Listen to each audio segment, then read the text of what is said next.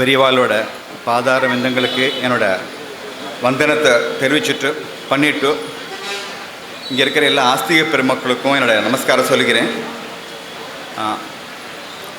நேரம் ரொம்ப கம்மியாக இருக்கிறதுனால கொஞ்சம் வேகமாக பேசுவேன், கொஞ்சம் ஃபாலோ பண்ணிக்கோ. அப்படியா? நாங்கள் குறைச்சிட்டோம். சரி சரி சரி சரி. இன்னைக்கு காலம்பரை பஞ்சாங்கத்தை பற்றின நிகழ்ச்சி இருந்திருக்கு போல இருக்கு. ஜோதிஷம் அதெல்லாம் அஸ்ட்ராலஜரை நான் கேட்கணும்னு ஆசைப்படுறேன். இனிமேல் கரப்பாம்பூச்சிகள் காலமாக இருக்காது அப்படின்னு அவன் என்கிட்ட சொல்லணும்னு ஆசைப்படுறேன்.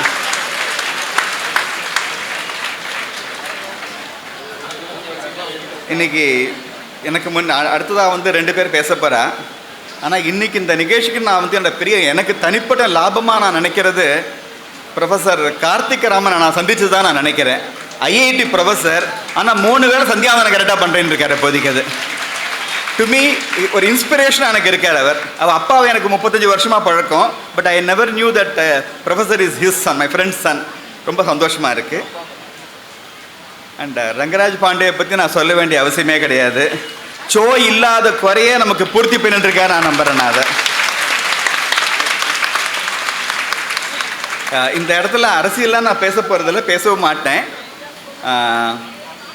கிட்டத்தட்ட 8 மாதம் முன்னாடியே அண்ணாமலை பிஜேபியோட ஜூட் ஆகிடுவார்னு எங்கிட்ட ரங்கராஜ் பாண்டே எங்கிட்ட தனிப்பட்ட முறையில் சொன்னார். எங்கிட்ட இன்ஃபேக்ட் இன்னொரு விஷயமும் சொன்னார். அண்ணாமலை, விஜய் அண்ட் சீமான் 3 பேர் சேர்ந்தா அப்போசிஷனை வாஷ் அவுட் ஆகிடும் சொன்னார். ஸோ தமிழக அரசியல் நுணுக்கமாக பார்த்துட்டு இருக்கார் அப்படிங்கிறது எனக்கு தெரியுது. ஆனால் அவரோட யூடியூப்ல ரொம்ப எல்லாம் பேசுகிறார். எங்கிட்ட தனிப்பட்ட முறையில் சொன்னார். நிஜமாலே mister Rangaraj Pandey, so happy to be with you. இந்த டாப்பிக்கில் நான் இன்றைக்கி நான் வந்திருக்கிறது பெரியவாளோட அனுகிரக பாஷணத்தை கேட்கறதுக்காக மட்டும்தான் நான் வந்திருக்கேன், வேறு எந்த காரணத்துக்கும் இல்லை. ஆனால் ஹரிஷ் வாத்தியார்கிட்ட நான் இப்போ கொஞ்சம் ஒரு மாதம் வேதம் கற்றுன்ருக்கேன். அதனால அவர் சொல்லிட்டாரு, நீங்கள் பேசித்தான் ஆகணும், நாலேஜை பற்றி பேசித்தான் ஆகணும் அப்படின்னார். நான் சொன்னேன், நாலேஜை பற்றி பேச எனக்கு நாலேஜ் இல்லையே அப்படின்னு ஆத்மார்த்தமாக சொன்னேன். ஆனால் இருந்தால் கூட இல்லை, பேசித்தான் ஆகணும்னு சொன்னார். வாத்தியாரோட வார்த்தையை தட்டக்கூடாது அப்படிங்கிற ஜெனரேஷனை சார்ந்தவன் நான். ஏன் இந்த வார்த்தை சொல்கிறேன்னா, இப்போ வாத்தியார் லைட்டாக தட்டினாலே பெரிய பிரச்சனை ஆகிடுது. உங்களுக்கு நான் நடந்த நிகழ்வை நான் சொல்கிறேன். எந்த இடம்னு மட்டும் சில காரணத்தால் நான் சொல்லலை. ஒரு பாடசாலை நடக்கிறது, ரொம்ப பெரிய மனுஷன் நடத்தின்னு இருக்கார், எந்த வித எதிர்பார்ப்பும் இல்லாமல். 6 மாதம் முன்னாடி ஒரு பையன் ரொம்ப அக்ரெசிவாக இருக்கான், அப்பயே ஸ்பெஷல் சைல்டு. அதனால் இன்னொரு குழந்தை ரொம்ப அடிச்சுட்டான். அதனால் இந்த வாத்தியார் ஸ்கேலால் லைட்டாக அடிச்சிருக்கிறார். உடனே இந்த நிகழ்ச்சி நடந்த 6 மாதம் முன்னாடி அவள் அப்பா அம்மாவும் அங்கே ஏதோ படிச்சுட்டு பாடம் சொல்லி கொடுத்துட்டுருக்கா, மேத்ஸ் வேறு சப்ஜெக்ட்லாம். இப்போ உதாரணத்துக்கு பாருங்களே, இப்போ லக்ஷ்மியா அந்த அம்மா இருக்காங்க இல்லையா, அவங்க கூட சொன்னாங்க இல்லையா, ஒரு சம்பிரதாய பாடசாலான்னு 400 குழந்தைகள் படிக்கிறாளாம். அந்த பாடசாலையில் எப்படின்னா 2மே இருக்கும்.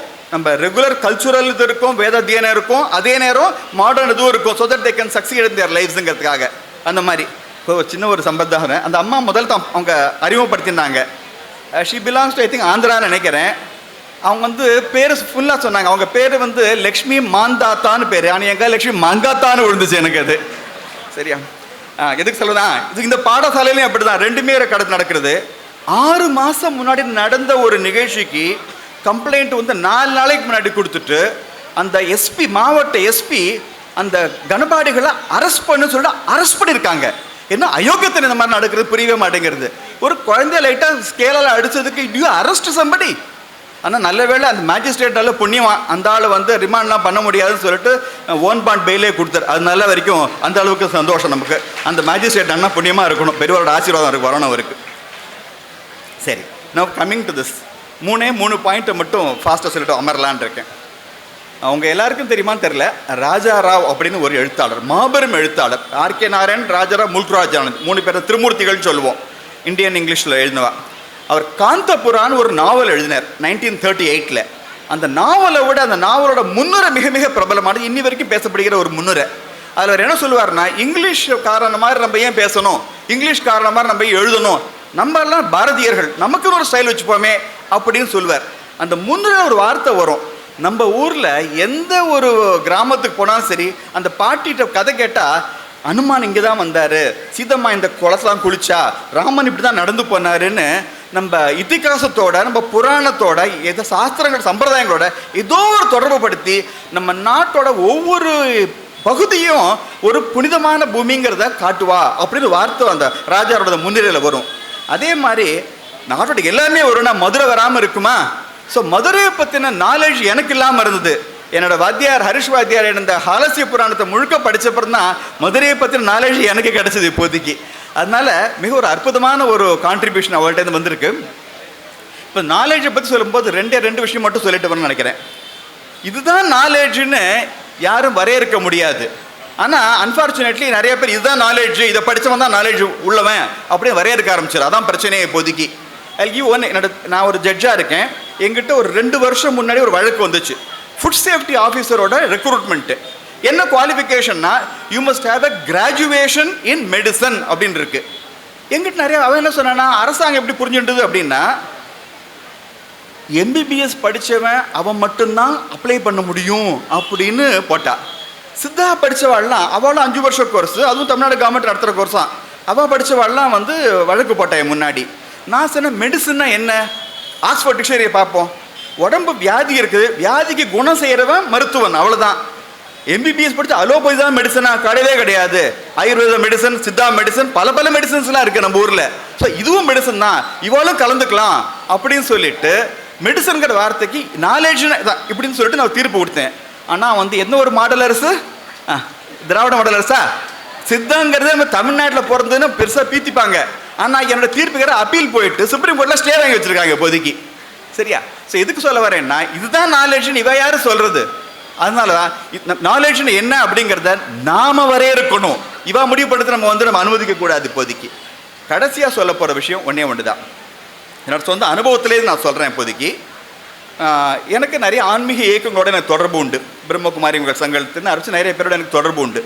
அப்படி ரீசெண்டாக என்னோட ஒரு பிராணாயமெல்லாம் ஒருத்தட்ட கற்றுக்கிறேன். இப்போ நான் அவர் பேர் யோகீஸ் ராஜான்னு பேர், அம்பாசமுத்திரத்துக்காரர். ஏற்காட்டில் நாங்கள்லாம் இருக்கோம்.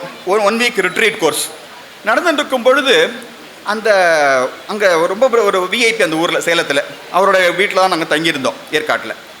அவர் சொன்னார், நான் செல்லாண்டி அம்மனுக்காக நான் ஒரு ஏற்கனவே இடிஞ்சு போன கோயில் புனருத்தாரணம் பண்ணிட்டு இருக்கேன் அப்படி சொல்லும் பொழுது அவர் சொன்னார்.